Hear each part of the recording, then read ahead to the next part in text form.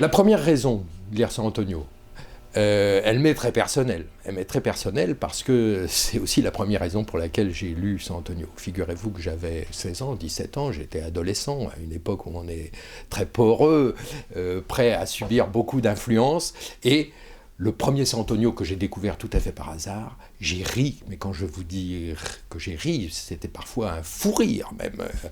Et j'ai ri plusieurs fois dans ce livre. Or, je ne savais pas qu'on pouvait rire dans un roman. Je savais qu'on pouvait rire avec les pieds nickelés à l'époque, mais je ne savais pas qu'un roman pouvait nous faire rire.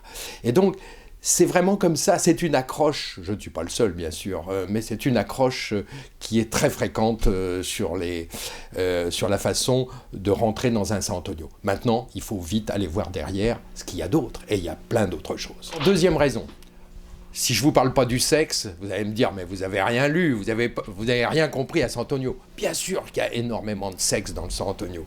Il y a du sexe, il y a les 1000 positions. Vous vous rendez compte, le Kama Sutra, c'est combien? 50 positions? Lui, il en a dénombré 1000.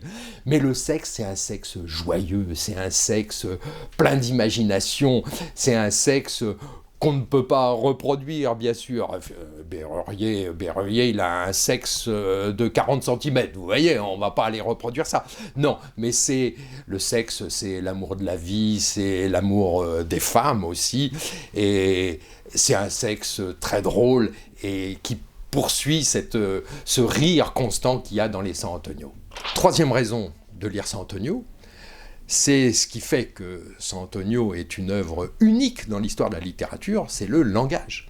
Alors forcément, on parle beaucoup d'argot, il connaissait très très bien l'argot, il a copié même les auteurs anglo-saxons qui parlaient argot quand il a commencé San Antonio, et puis très très vite, comme il disait, j'avais 300 mots à ma disposition, les autres, je les ai inventés. Eh bien, il a inventé des mots.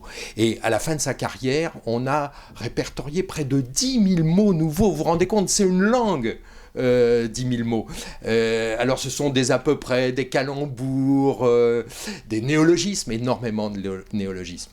Et voilà, San Antonio, c'est un amoureux de beaucoup de choses. C'est un amoureux des mots, mais c'est aussi, vous le savez, c'est un amoureux de la vie, c'est un amoureux de l'amour, et peut-être plus que tout, c'est un amoureux de l'amitié entre les hommes.